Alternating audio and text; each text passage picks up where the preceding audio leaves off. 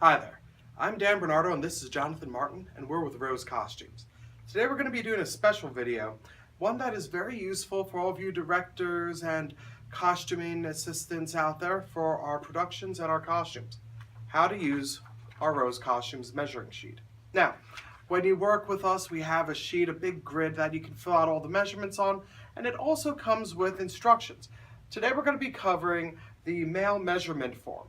Now, there are a few things that are pretty self-explanatory, easy to take down. The age, the height, the weight, the t-shirt size.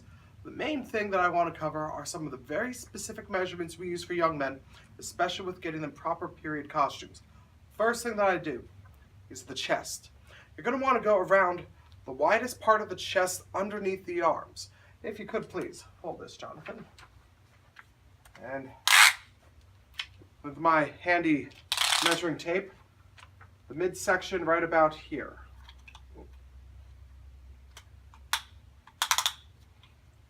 And you can see how I've got it wrapped around his chest, widest part underneath the arms.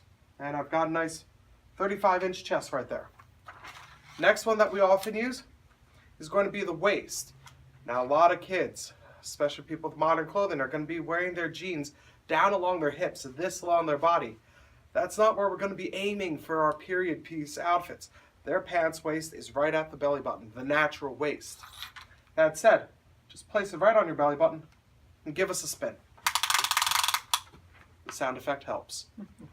Right there you can see, overlapping, that's a nice 31-inch chest right there. I have never had that waist ever. Next, we've got a few basic things. The inseam.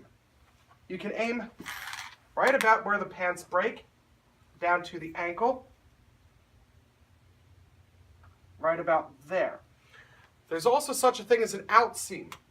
You're going to wait for the belly button, move it to the side, in line, and bring straight down. This might also count as your waist to floor measurement if you have them in gowns or long robes. This one is essential for us, especially with those period pants. Next measurement up we've got will be the neck. For dress shirts, doing things up properly, you're going to want to make sure their shirt size helps them get that top button. So I go right around the throat and a nice comfortable setting. Don't get it too tight, otherwise they're going to choke on it. I sometimes even give it an extra ½ inch if they're going to be singing or doing a lot of physicality. Next up we have sleeve. Sleeve is a tricky one. Now let's turn to the side here just to show them off. Oftentimes you're going to see people going right there. That's a mistake. We're going to need a better, more accurate measurement starting at the base of the neck. You bring here, pinch right at the shoulder, right down at the elbow, and then the rest of the way to the wrist. That there is the actual arm length that we'll be using for a lot of our dress shirts. Finally, let's see. We're going to do the head size. You're going to want to go right above the brow.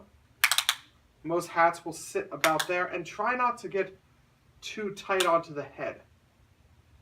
We want it to rest properly, and a hat that's too tight is going to be very, very uncomfortable.